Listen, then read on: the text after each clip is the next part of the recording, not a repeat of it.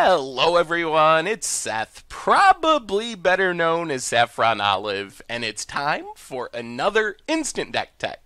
So as you know, Wednesday means it's Wild Card Wednesday here in Instant Deck Tech Land, and today's deck is super wild. So this one to me looks like someone that likes to reanimate things, but also really hates losing to Tron. This is like the Stick It to Tron deck. It's Land Destruction Reanimator. Comes to us from Tomomizo Takuya, who took it to an undefeated finish in a recent small Japanese tournament. So congrats to Takuya on a super spicy deck. A quick reminder before we break down the Land Destruction Reanimator for Modern.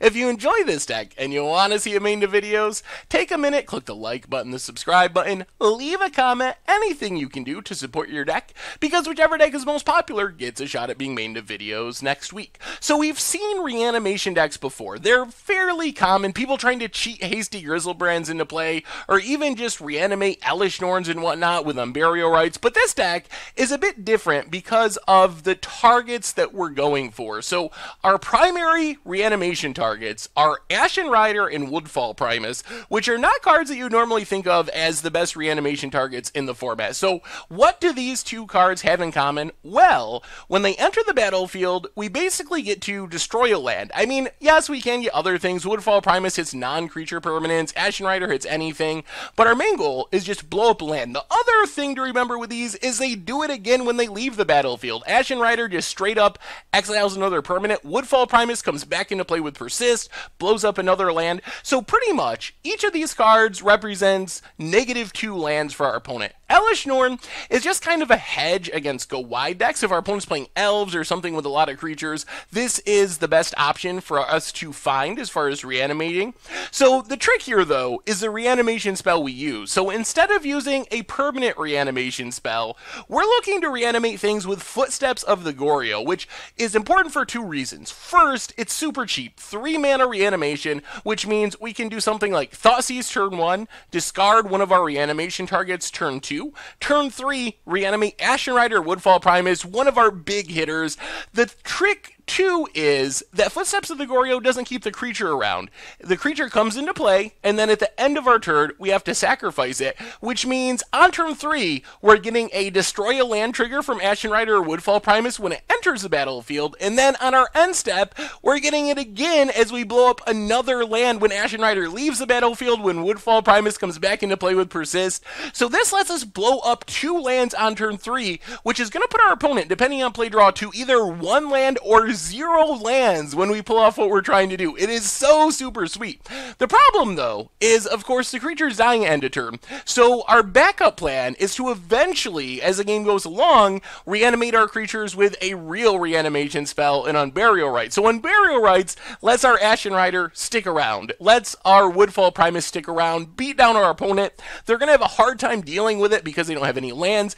Since Unburial Rites has Flashback, we can do 2 different things here. We can either just cast it twice, so cast it from our hand, get back a Woodfall Primus, blow up a land, cast it from our graveyard, get back an Ashen Rider, blow up another land, make sure our opponent has no resources to work with, or we could do the tricky Gifts Ungiven, where we only search for 2 cards, which would be Unburial Rites plus Ashen Rider, let's say, which means we know we're getting Ashen Rider and Unburial Rites in our graveyard, so we can immediately untap, flash it back, blow up a land. So we are just reanimating, making sure our opponent doesn't have any lands on the battlefield, and then eventually trusting that our Elesh Norn, our Ashen Rider, our Woodfall Primus are going to get the game done, and the odds of that happening are much, much higher when our opponent has 0 lands to work with. It seems like one of the most trollish, frustrating Reanimator decks to play against, because normally, like, you get a Grizzlebrand or something, and you either can deal with it or you lose, whatever, go to the next game.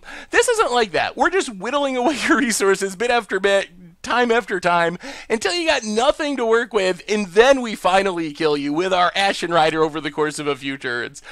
As far as getting our big hitters in the graveyard, Chart, of course, new addition from Ixalan. We're not looking to cast it with, I guess, pseudo raid, we actually want to just draw 2 and then discard a card, because that lets us get our Ashen Rider, our Woodfall Primus in the graveyard. Comes down on turn 2, which is the perfect timing to discard one of our reanimation targets before we footsteps on turn 3. Collective Brutality the same way. We can target our opponent, make sure they don't have a counter spell in their hand, use the Escalate to discard one of our big reanimation targets, reanimate on turn 3.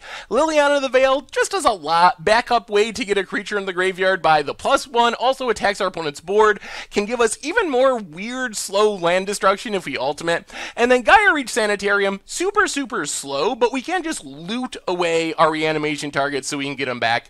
The rest of the deck, for removal, 3 Fatal Pushes, 1 Path to Exile, a couple of Thought Seizes. We can theoretically turn Thought Seize on ourselves to discard something. Hopefully it doesn't come to that. We'd much rather Chart a Course or Collective Brutality, but you can target yourself in a pinch. Serum Visions to set things up and give us something to do on turn 1. Mana base wise, the most unique and special lands are the Creature Land, Celestial Colonnade, Creeping Tarpit. Another way to close out the game after we just blow up all of our opponent's land, leave them with no way to interact. Ajano Castle can protect our legendary creatures. Then we have a bunch of fetch lands. We have a bunch of shock lands, a Drowned Catacombs, a bunch of basic lands. As far as the sideboard, this is the other super sweet part of this deck. We basically have a transformational sideboard plan. So our opponent, they're going to be like, oh my god, they blew up our lands, this is miserable, I can't do anything about this, I gotta bring in all my graveyard hate, my removal isn't that good because our creatures are just blowing things up right away, so take out removal, bring in graveyard hate, we're gonna find a way to deal with this. So we take and punish our opponent for their sideboarding decisions by basically transforming into this kind of Espery Geist of St. Traff Gideon Tribal Beatdown plan. We bring in 3 Geist of St. Traffs, super fast clock, avoids the graveyard, don't care about the graveyard, so while our opponent's playing Rest in Peace to keep from getting all their lands blown up, we bring in Geist and just kill them really quick. Gideon, another really fast clock, gives us some game against combo decks thanks to the ultimate, especially if we can get a Gideon Jura on the battlefield as well with all the loyalty. Then we can bring in a bunch of control stuff as well if we want to. Supreme Verdict, Settle the Wreckage is Wrath, Detention Sphere, Path to Exile is removal, Engineered Explosives, good against non-creature permanents, also tokens, Inquisition for more discard, Stony Silence for affinity, Surgical Extraction for graveyards, and that is Land Destruction Reanimator for Modern, with a super spicy transformational Geist of St. Traff sideboard plan. And that's our instant deck tech for today, so thank you very much for watching. I hope you enjoyed the video, and I will talk to you soon. Thanks for watching the video. If you enjoyed it, help us out by clicking that like button down below. And to keep up on all the latest and greatest, click that subscribe button. And don't forget to hit that bell icon to get alerts whenever we have new videos. And if you want to, check out some of our other sweet videos here and here.